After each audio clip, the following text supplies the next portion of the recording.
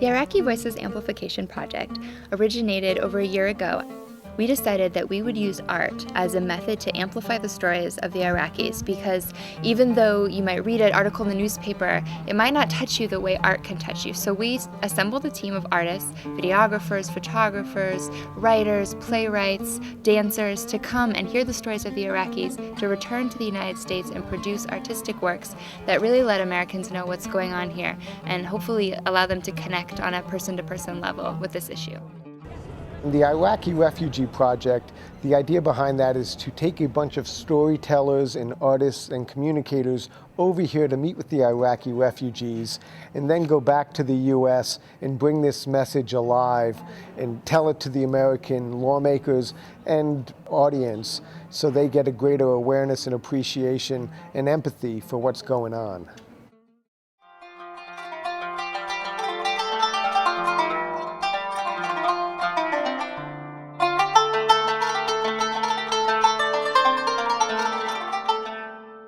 It's difficult to tell a video story about a people who don't want to be photographed. That said, they don't want to be photographed because they have relatives back in Iraq. For all they know, this is going to appear on Al Jazeera tonight. People really are dying. People really are getting kidnapped and abducted, and so there's a lot at stake. One of the things that hit me getting ready to come over was how little imagery I remember seeing of these people. People who are fleeing Iraq don't want to be videotaped because they're afraid of it, because their lives are in jeopardy. Drawing a person who is living an experience pulls you into their lives differently, and hopefully it invests you in them emotionally. It gives you a chance to get to know them, because it's their stories you have to tell, not your story you have to tell. And you have to do it honestly, and you have to try to understand something in a clinical moment most of the time about who somebody is, so that you can help put their heart and soul and humanity out in front of people who don't know anything about them.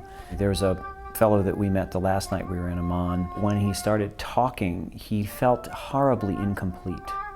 Here was a man who had physical stature, physical presence, charismatic quality, elegant stories, and really, truly remarkable parables. But I felt like I was looking at half a person, and the stories he was telling just were about being just ripped apart. And without realizing that's what I was about to do, I only drew half his face. And in the margins are his parables. The one that totally stays with me now and is going to turn into the title of a piece of choreography is "Sometimes the wind blows against the wishes of the sailor." So here's a guy who puts into one sentence what it's like to be swept away in the tide and the wind of something that's out of your control. And no matter how much your life and heart and history call you back to your home country, you're blown to Jordan.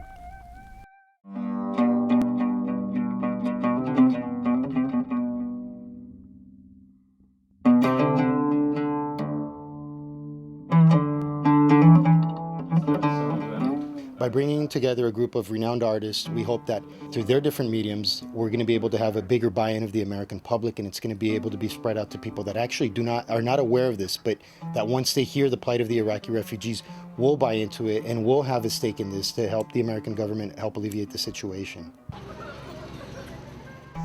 Today, in the interviews with the Iraqi women, it was really profound and challenging in the sense that they really shared their experiences not just from persecution of the war, but persecution in the home as well. Domestic violence is very prevalent, and it was very hard to hear these stories.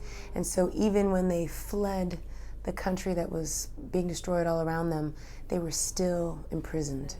They told us their stories, and they were horrible. You know, the situation that they're in, and her child who no longer talks and who isn't happy anymore and who's lost, you know, his joy that a 5-year-old child should not lose. This is not an unfixable problem. This is bureaucracy, this is government, this is not unfixable. And people aren't asking for $1 million, they're not asking for the world, they're asking to be allowed into another country to start a life. It was incredible to visit these families in their homes, to see how even if they had just one bottle of water, they were going to share it with us. Suddenly, something magical happened, and we all started singing and dancing, and there were 12 of us crammed in this space, dancing and twirling and singing. It was an amazing moment. They were fighting over each other to get their story out and to tell us what they needed, and they needed UNHCR, and they needed trying to all the horrible and the horrible and the horrible. And my cousin, his throat was slit, and my brother and my uncle, and he's still there, and the bombs and the threatening letters and the horror of all that. And before I know it, not only is one of them, who I was talking to, up and dancing and singing, but the entire family is up, and they make us get up, and and it's this amazing joy that came out of absolutely nowhere. The last family that we sat in with, they were very heartbroken because their daughter is still in Iraq. They were unable to see her or talk to her, and they miss her terribly. And I asked her, were there any songs that she could share with me? And she said she had nothing to give anymore, that all of her memories had been erased. She asked me to sing a song for her, and I sang a blessing.